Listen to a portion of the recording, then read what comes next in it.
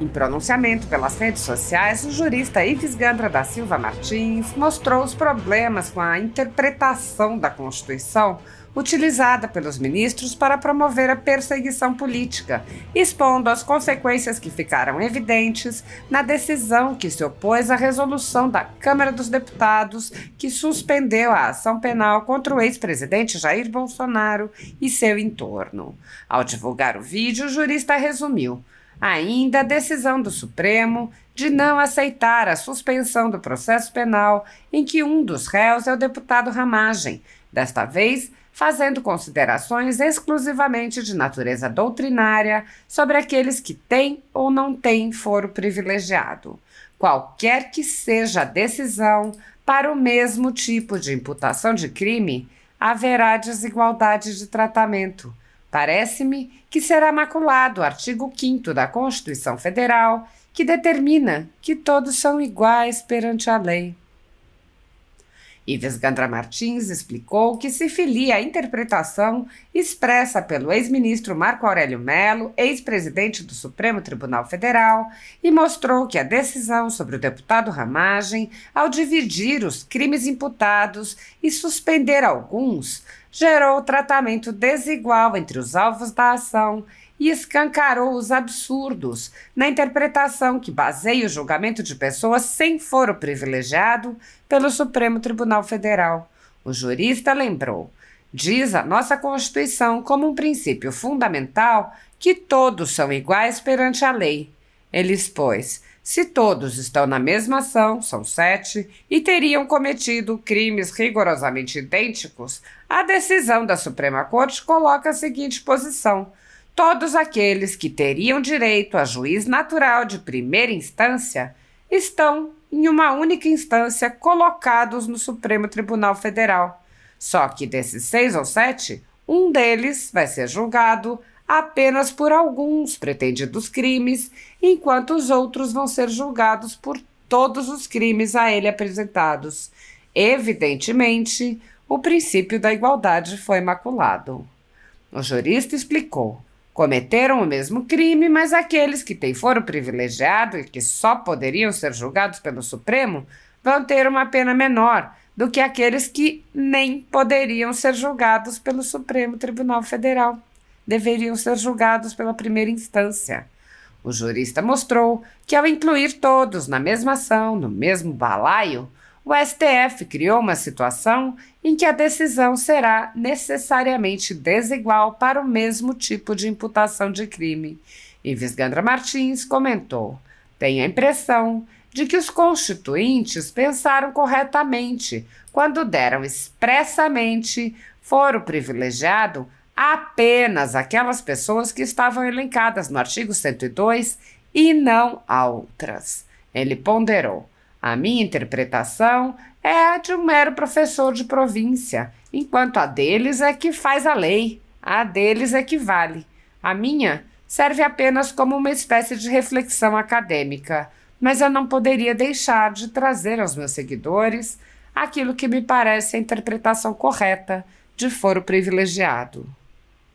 Segundo a Constituição Federal, o controle dos atos de ministros do Supremo Tribunal Federal é realizado pelo Senado, que pode promover o impeachment dos ministros em caso de crime de responsabilidade.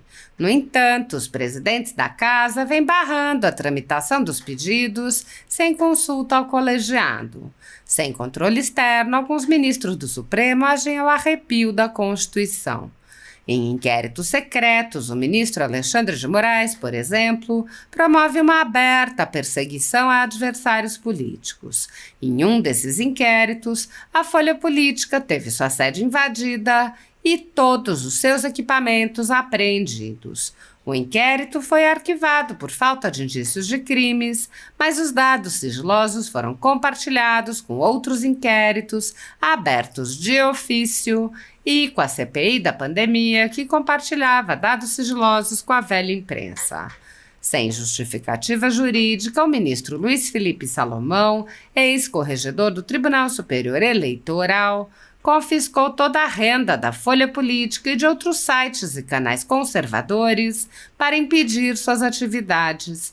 A decisão teve o aplauso e o respaldo dos ministros Luiz Roberto Barroso, Alexandre de Moraes e Edson Fachin. Todos os rendimentos de mais de 20 meses de trabalho de jornais, sites e canais conservadores vêm sendo retidos sem qualquer base legal. Se você apoia o trabalho da Folha Política e pode ajudar, doe qualquer valor à empresa Raposo Fernandes através do Pix, usando o QR Code que está visível na tela ou o código ajude@folhapolitica.org. Caso não utilize Pix, há a opção de transferência bancária para a conta da empresa Raposo Fernandes, disponível na descrição deste vídeo e no comentário fixado no topo. Há mais de 10 anos, a Folha Política vem mostrando os fatos da política brasileira e dando voz a pessoas que o cartel midiático quer calar. Pix ajude@folhapolitica.org. Assista. Eu voto como apenas professor universitário e advogado a comentar aquilo que eu fiz a vida inteira. Comentar a lei, como eu vejo, e interpretações exclusivamente doutrinárias, em que eu admito, evidentemente, que eu posso não estar certo, mas enquanto não me convencer do contrário, eu continuarei com a minha interpretação que me parece mais adequada. Esse Marco Aurélio tem criticado a colocação dessas pessoas que têm direito a um juízo natural, a juiz de primeira instância, na competência da Suprema Corte. Eu tenho defendido a mesma posição do ministro Marco Aurélio, que foi presidente da Suprema Corte, e é meu confrade na Academia Internacional de Direito e Economia. A posição idêntica dele. Mas o julgamento agora da Suprema Corte, no caso do deputado Ramage, demonstra como eu tenho a impressão que a nossa interpretação deveria ser a mais adequada. Diz a nossa Constituição, como princípio fundamental, no artigo 5º, que todos são iguais perante a lei. Se todos estão na mesma ação, são 7, e teriam cometido pelo Supremo Tribunal Federal, não é a opinião da Câmara, mas da Suprema Corte, crimes rigorosamente idênticos, a decisão da Suprema Corte coloca a seguinte situação: todos aqueles que teriam direito a juízo natural de primeira instância estão numa única instância colocados no Supremo Tribunal Federal. Só que desses 6 ou 7, um deles vai ser julgado apenas por alguns pretendidos crimes, enquanto os outros vão ser julgados por todos os crimes a eles apresentados.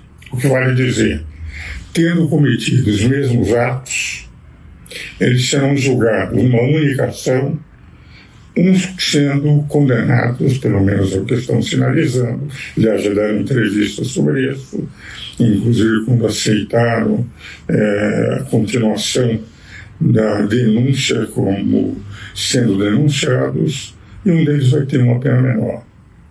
Evidentemente, o princípio da igualdade foi maculado, cometeram o mesmo crime, mas aqueles que têm um foro privilegiado e que só poderiam ser julgados pelo Supremo, que são aqueles que estão no artigo 102, vai ter uma pena menor do que aqueles que não estão no artigo 102 da Constituição, nem poderiam ser julgados pelo Supremo Tribunal Federal, que teriam direito a ser julgados por não terem foro de competência única do Supremo Tribunal Federal, deveriam ser julgados pela primeira instância.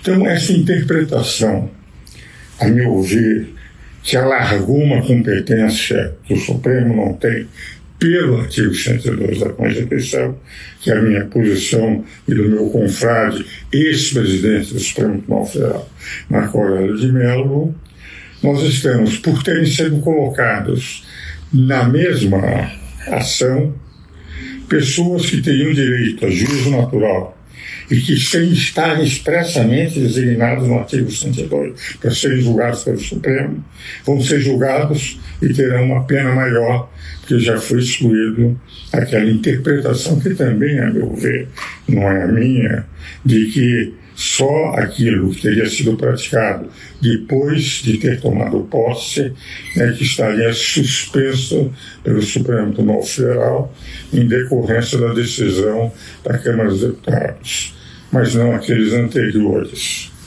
Enquanto que, indiscutivelmente, os outros que, enfim, não teriam que ser julgados pelo Supremo, mas são julgados pelo Supremo sem ter este privilégio de ter a suspensão da ação por parte da Câmara, terão uma pena maior.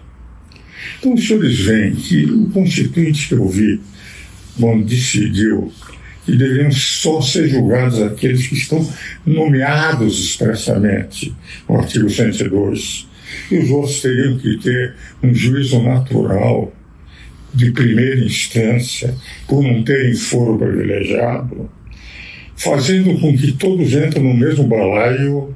O que nós estamos vendo é que a decisão será necessariamente desigual para o mesmo tipo de imputação de crime.